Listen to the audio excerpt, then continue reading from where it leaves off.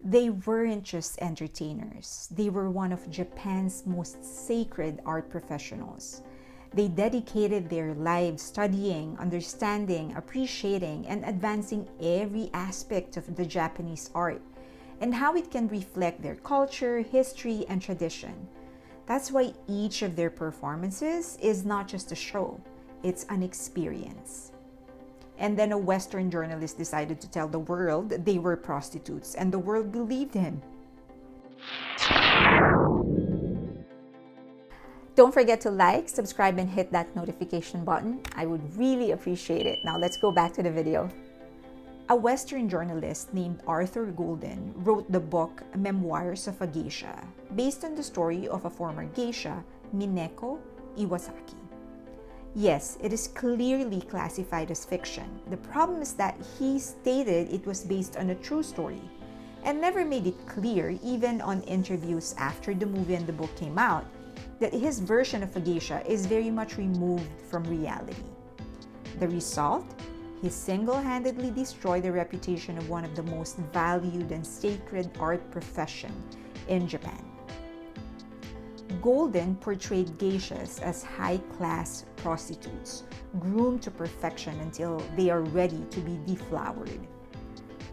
So the truth is that geishas are artists. They're no different from ballet dancers or opera singers. The main difference is that they are elite. So they only perform for a very select types of people like dignitaries, royalties, or popular celebrities. Now, Golden, however, maybe for the sake of commercial success, maybe he took some artistic freedom and he didn't know the repercussions of what he was saying, but he marred the reputation of the geishas. And he managed to destroy the reputation of one of the most sacred art professions in Japan, the geishas. So let's correct the misconceptions. Number 1, geishas were not prostitutes. By definition, geisha means art and person. So a geisha is actually a person of arts. They are performers hired to entertain guests at tea houses and social events. They dedicated their lives studying, understanding, appreciating, and advancing every aspect of the Japanese art and how it can reflect their culture, history, values, tradition. Each of their performances is not just a show, it's an experience. Although during the Edo period, prostitution was actually legal, but they were called owirans. During World War II, some soldiers engaged in prostitution, but they didn't really know the difference between a geisha and an owiran. So they thought they were with a geisha, when in fact they were with an owiran. Number 2, not all geishas were women. In fact, in the 13th century, the first geishas were originally men and they were called taikomochi. Like their female counterparts, they were performers. They were hired to entertain guests at tea houses and social events. They are trained to master traditional Japanese performing arts, traditional Japanese instruments, dances, songs, music, and others. Eventually, geishas became more popular. Taikimochi transitioned into becoming stand-up comedians or comedic actors. That is probably the reason Japanese are so into comedic skits. It's really ingrained in their history. It's not just about beautiful kimonos and traditional makeup. For years, geishas would learn how to properly dress, fix their hair, put on makeup.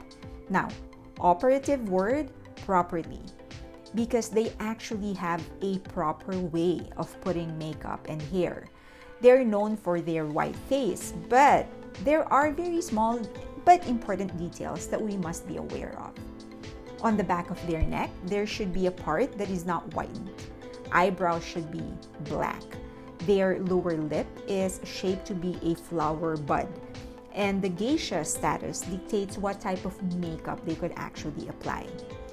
Their hair is so hard to style that they usually keep it done for a week and then they just sleep on a special pillow to keep the hairstyle. They also have specific ornaments to put on their hair depending on the geisha status and the season. Number 4, not all geishas are the same. Before you become a geisha, you go through different stages or levels. First, you go to an okiya or a school for geishas, and they would be called shikomi. This stage lasts about 4 years before they move on to the next stage. They become a minarai. They shadow other geishas, and they are paired with a mentor who will take them under their wing and bring them along so they can learn and practice their skills. After this, they become officially known as nisedashi. They will perform a ritual with their mentor. The ceremony would officially proclaim them a maiko. As soon as they're able to confidently fly solo, they are proclaimed a geisha in a ceremony called erikai.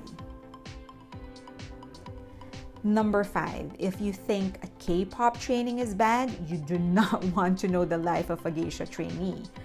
Remember, they perform specific traditional dances, songs, and other traditions, and they do so to perfection. It takes years and years of training because they don't just perform, they actually show you and that they embody the Japanese tradition, values, and history. And they express all of that through their art. Number 6, geishas are free. Geishas were not prisoners of their profession. They exercise the freedom to choose whatever they want to do in their life. They could get into a romantic relationship, they can stay single or get married, they could quit their profession or have children if they desire. Again, Japanese geishas are artists, not puppets, not prostitutes. Now, Japan only laughed at the inaccuracy of the book and the movie, even when the movie version casted a Chinese for a Japanese role. The movie wasn't even banned in Japan. Some take it as a fantasy, and some credit it to Hollywood superficiality. I guess they're too unbothered to even pay attention. Most of the clarifications came from Iwasaki and other Western journalists.